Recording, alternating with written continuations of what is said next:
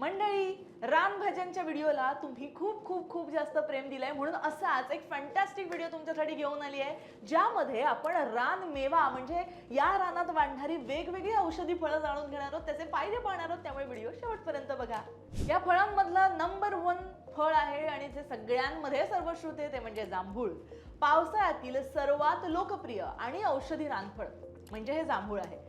जांभळामध्ये ना जंबोलिन नावाचा घटक असतो, जे रक्तातील साखर बॅलन्स करण्यासाठी खूप मदत करतो.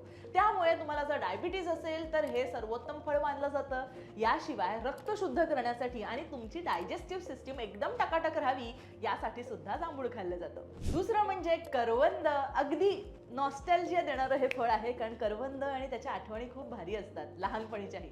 पण हे जे फळ आहे ना, त्याला डोंगराची काळी मैना असं म्हणतात. उन्हाळ्याच्या या शेवटच्या काळात किंवा पावसाळ्याच्या सुरुवातीला ही फळं जंगलामध्ये मोठ्या प्रमाणात येतात. आता करवंदामध्ये ना लोह अर्थात आयर्न आणि व्हिटॅमिन सी इतकं असतं की काही विचारू नका. यामुळे ना शरीरातील रक्ताची कमतरता ॲनिमिया दूर करायचं काम ते करतं. तुमची रोगप्रतिकारक शक्ती सुद्धा वाढवतं.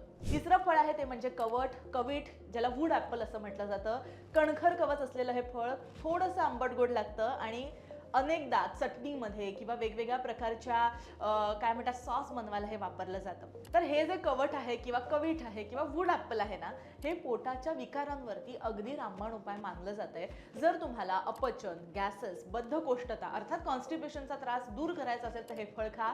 उन्हाळ्यात शरीराला थंडावा देण्यासाठी याचं सरबत खूप मोठ्या प्रमाणात प्यायलं जातं आणि पावसाळ्यामध्ये जे काही पोटाचे विकार होतात, गट हेल्थ आपली थोडीफार डिस्टर्ब होते. सो त्या काळामध्ये सुद्धा हे फळ तुम्ही चटणीच्या स्वरूपामध्ये थोडं थोडं डाळ भाताबरोबर सुद्धा खाऊ शकता.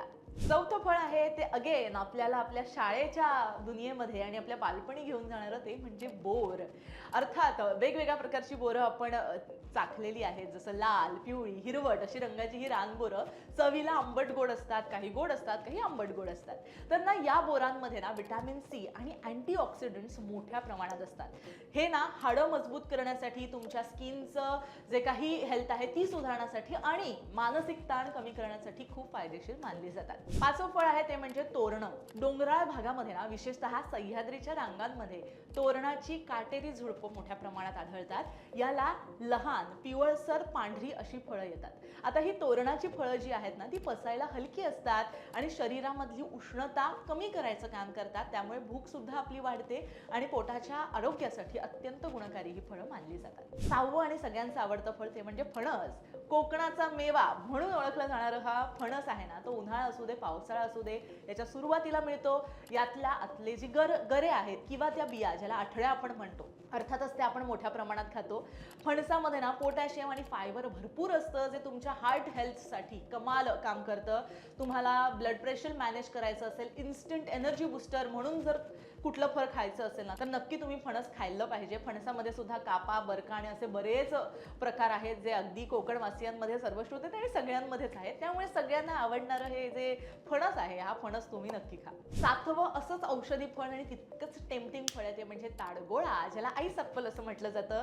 ताडाच्या झाडाला येणारं हे फळ दिसायला बर्फासारखं पारदर्शक आणि चवीला ज्युसी असतं, हे तुम्हा आम्हा सगळ्यांना माहिती आहे. उन्हाळ्यात किंवा पावसाळ्याच्या सुरुवातीला शरीरातील पाण्याचं प्रमाण टिकवून ठेवण्यासाठी, हायड्रेटेड बॉडी ठेवण्यासाठी ना ताळगोळे एकदम कमाल काम करतात. हे पोटामधली जळजळ कमी करतात, लिव्हरचं सुद्धा आरोग्य सुधारण्यासाठी आणि ते निरोगी ठेवण्यासाठी ताडगोळे एकदम कमाल आहेत. आठवं म्हणजे सगळ्यांच्या जिभेची चव वाढवणारी चिंच. झाडावर पिकलेली काळी किंवा लाल चिंच जी आहे ती गोड आंबट असते, तोंडाची चव वाढवते. हिरवी चिंच सुद्धा मोठ्या प्रमाणात कच्ची खाल्ली जाते. तर त्या चिंचेमध्ये अँटीऑक्सिडंट, कोलेस्ट्रॉल कमी करण्यास मदत करतात आणि पित्ताचा त्रास कमी करतात.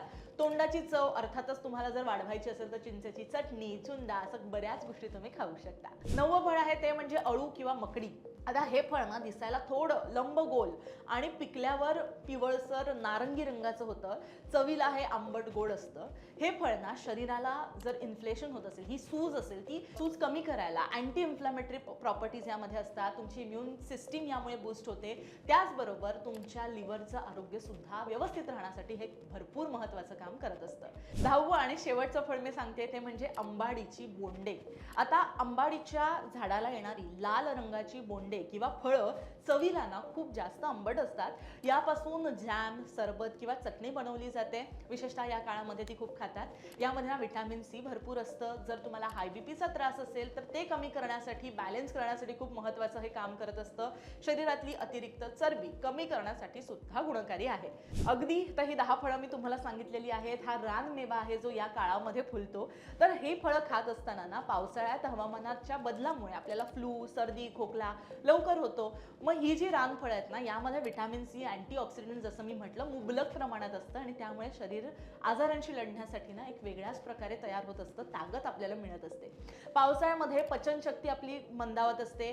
तर या रानफळांमधलं नैसर्गिक फायबर आहे आम्ल प्रक्रिया जी आहे ती सुरळीत ठेवायला आणि कॉन्स्टिपेशन दूर करायला सुद्धा मदत करत असतात. त्यामुळे हा जो रानमेवा आहे हा आपल्या महाराष्ट्रामध्ये खूप मोठ्या प्रमाणात मिळतो. अगदी मार्केटमध्ये सुद्धा तुम्ही ही फळं घेऊ शकतात. जसं आपण भाज्या चवीनं खातो तशी ही फळं सुद्धा खा. आजच्या पिढीला सुद्धा हे इंट्रोड्यूस करा. यातली बरीच फळं म्हणजे जांभूळ आणि फणस आपल्याला माहीत असेल, पण त्या व्यतिरिक्त बाकीची जी फळं आहेत ना त्या फळांमध्ये एक वेगळा नॉस्टॅल्जिया आहे. त्यामुळे तो नॉस्टॅल्जिया या आत्ताच्या पिढीला सांगणं सुद्धा गरजेचं आहे, कारण ही फळं आपल्या शरीरासाठी कमाल अशी काम करत असतात.